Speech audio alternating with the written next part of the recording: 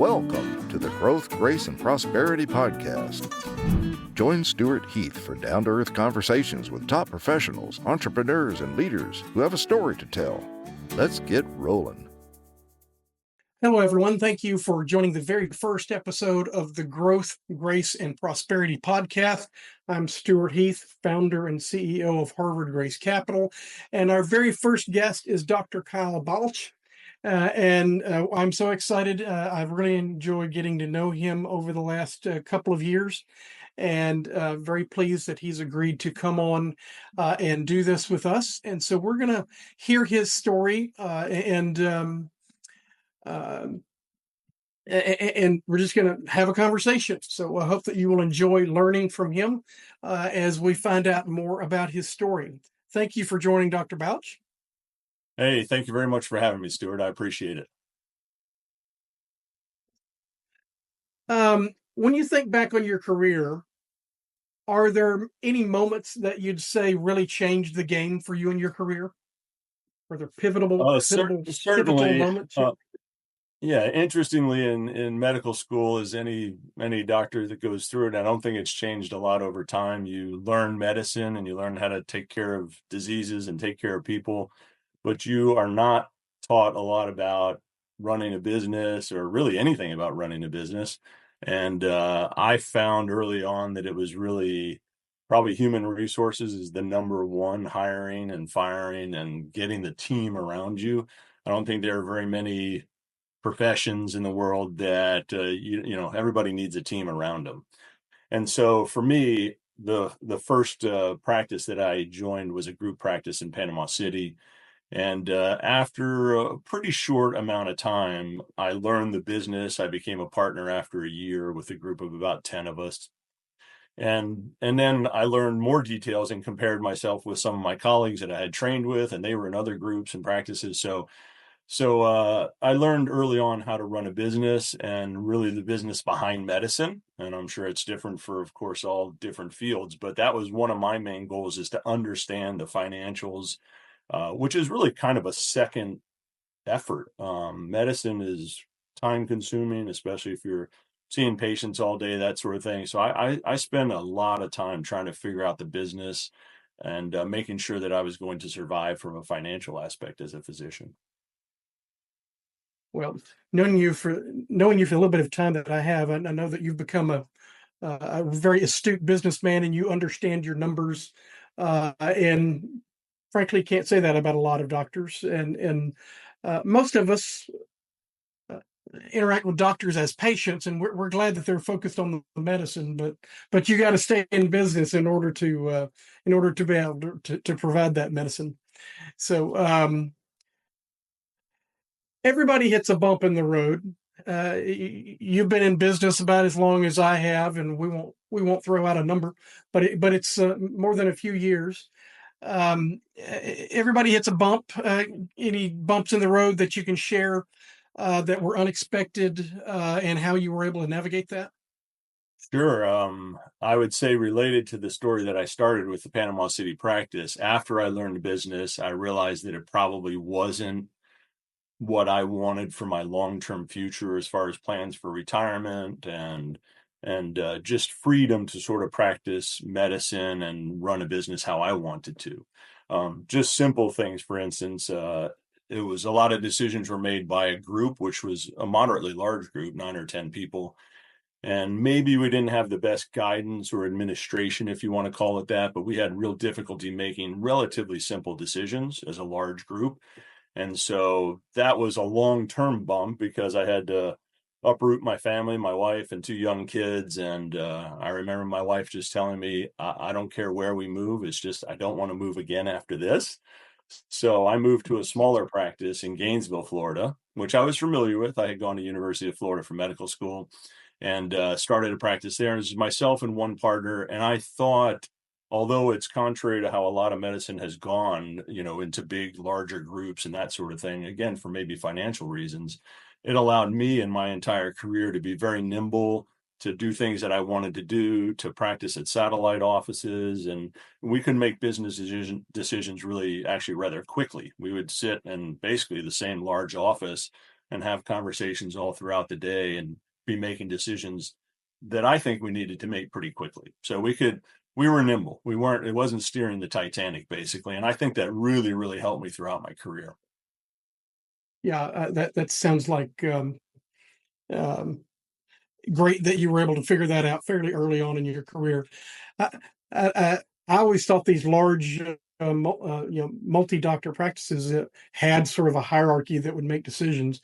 I can't imagine anything trying to make decisions with 9 or 10 people. That just I think it's the administration. Yeah. If I look back and I compared myself and talked with friends and stuff, I think really having somebody in that role though to help 9 or 10 people, come to a decision.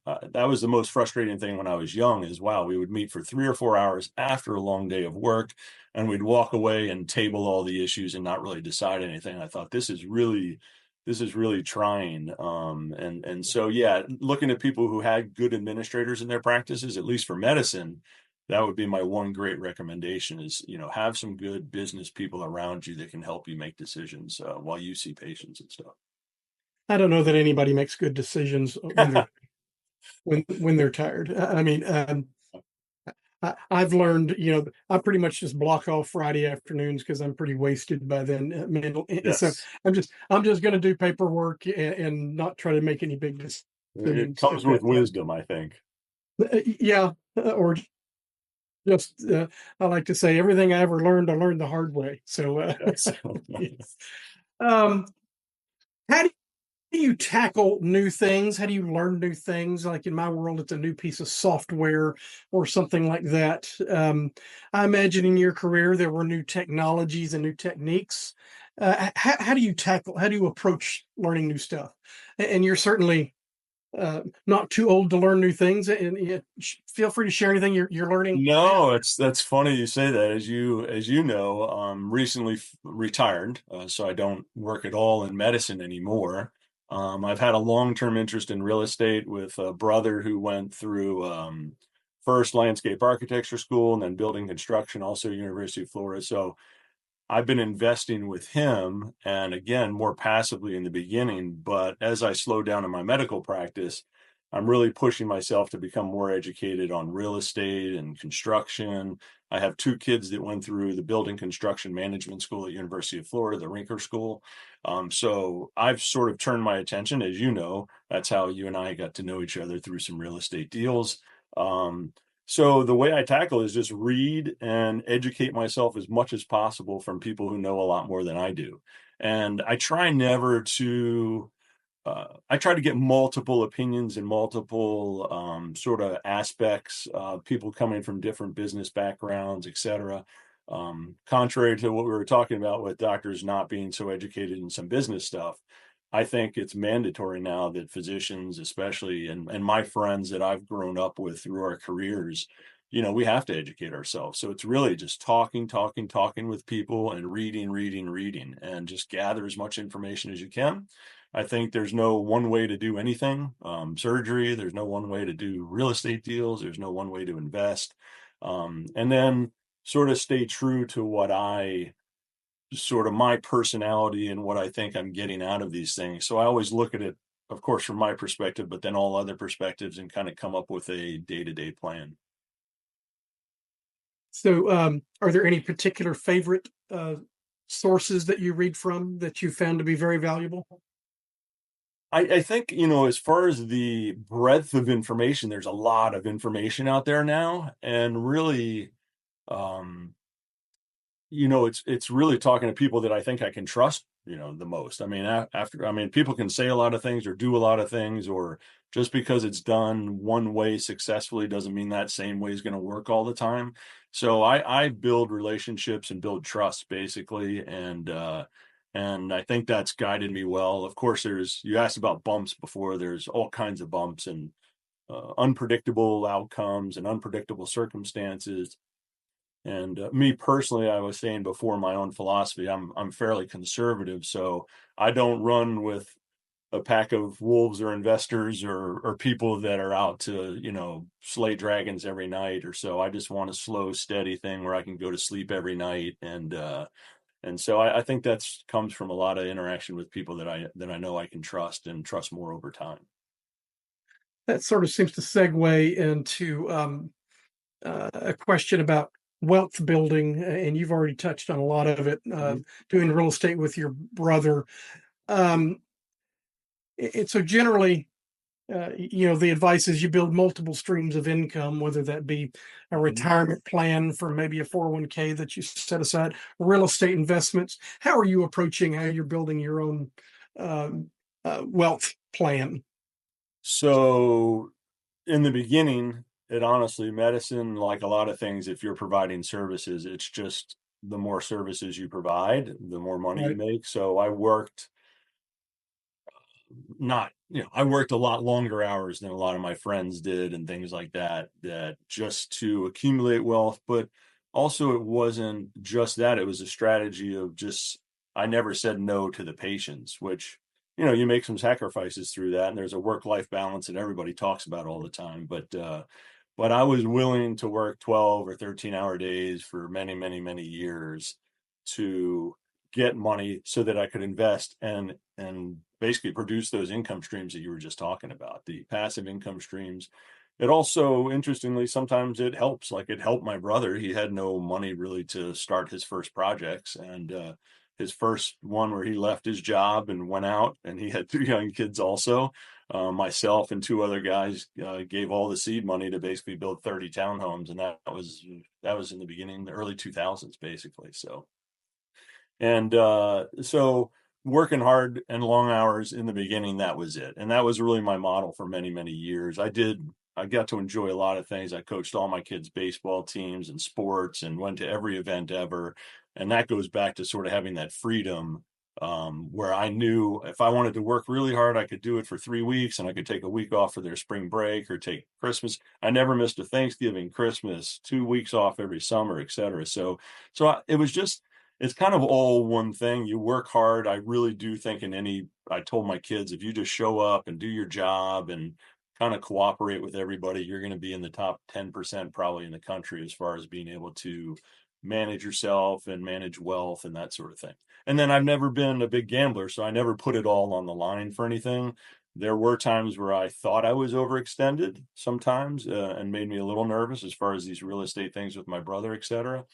But especially now that I've got to where I think I need to be and I can have passive income, I don't really risk that. I mean, I want to make it as good as possible, but I'm not putting that at risk after 30 plus years of hard Right. work and that Right. sort of thing. So I don't need a 100-foot yacht, and I don't need a lot of things, but I have a wonderful life. And I just worked basically as long as I thought I had to sort of maintain the standard of living.